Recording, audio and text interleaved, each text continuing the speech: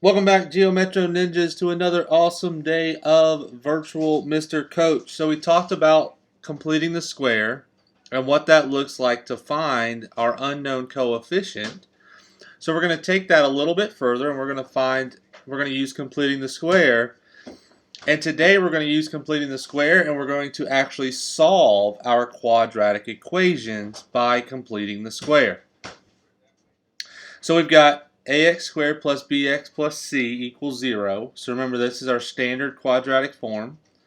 Okay? And our coefficient is going to be 1. Okay? The leading coefficient, the number in front of our x squared, is going to be 1. So we're going to solve by completing the square. First off, we want to write our first equation. We are then going to move our constant term to the right side so that it leaves us with x squared minus 10x equals negative 13 as an expression. Now we can see that we don't have anything to the right, so we don't have a c. So when we say we're going to write this in a squared plus bx form, so now we're going to complete the square. So x squared minus 10x plus our completed square equals negative 13. And now here's where it gets a little different.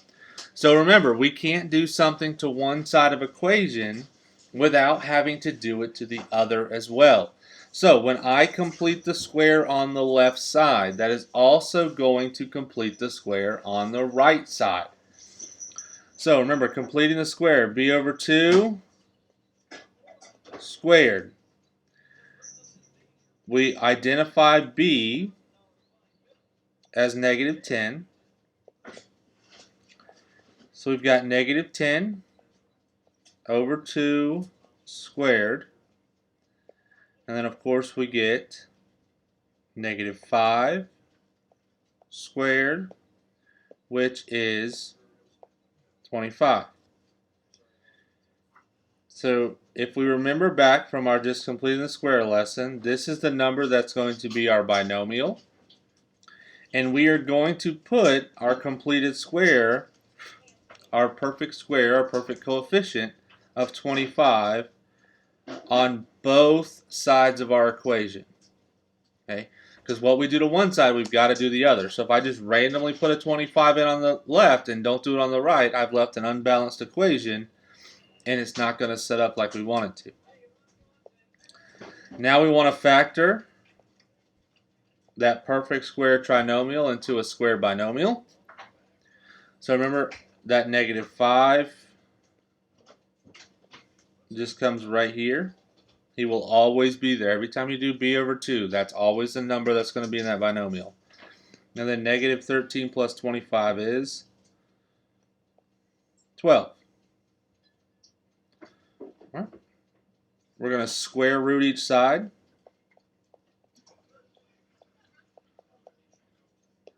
So we take the square root of the left, take the square root of the right.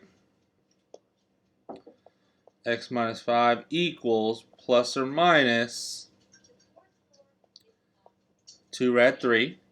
And the reason it's plus or minus, because remember, when we take the square root of something, if I square that negative, it'll still be 12. If I square the positive, it'll still be 12. So I've got to keep my consistency. Add 5 to both sides. So we've got two answers. 5 plus 2 rad 3 and 5 minus 2 rad 3. So those are our answers. Let's do a couple more together. And I got a different little worksheet here. All right. So it's kind of the same idea. We're going to first move our coefficient to the right side. So we end up with x squared plus 8x plus blank equals 5 plus blank. B is 8. So we're going 8 over 2 squared. 8 over 2 equals 4. And then 4 squared is 16. So we're going to add 16 to both sides.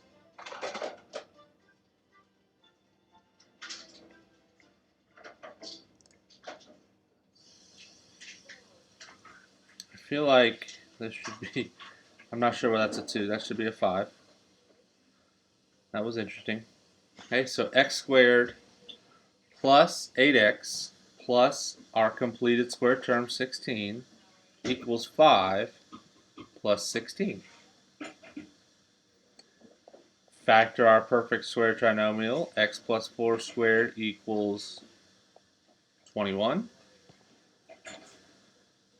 Take the square root of both sides.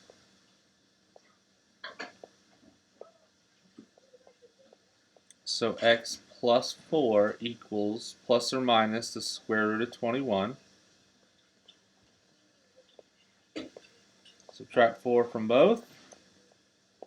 So we get x equals negative 4 plus or minus the square root of 21.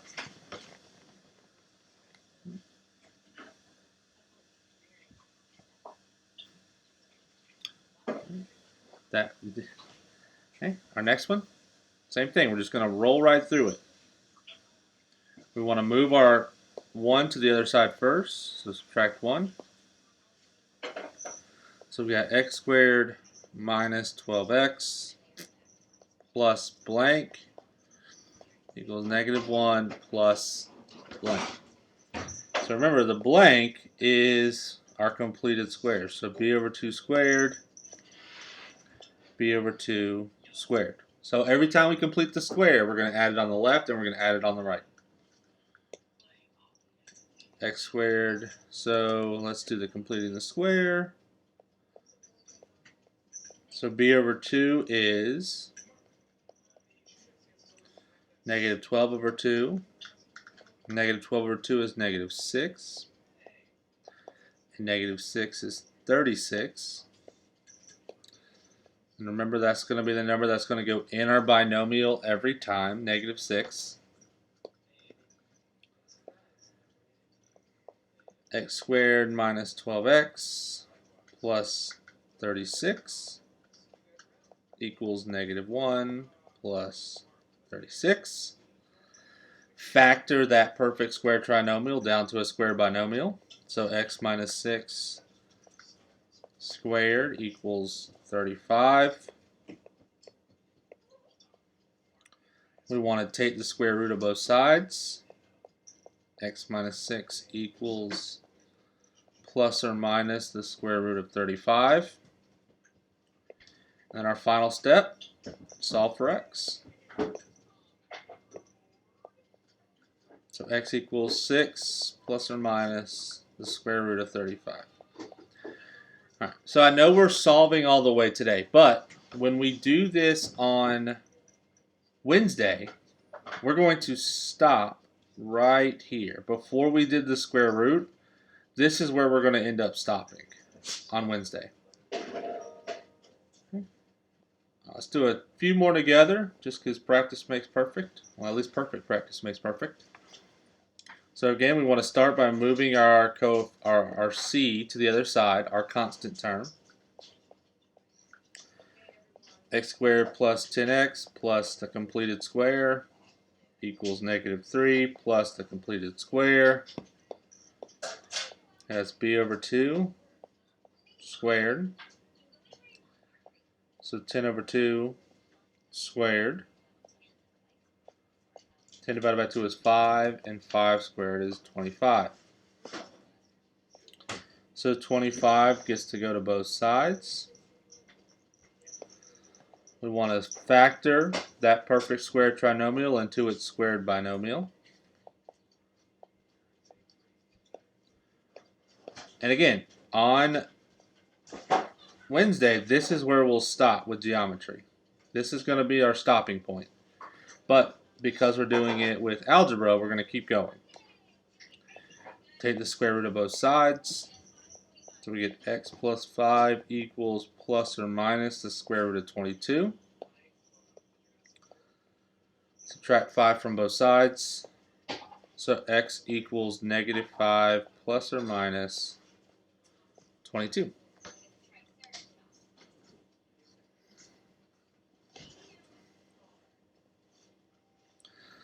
Here we go.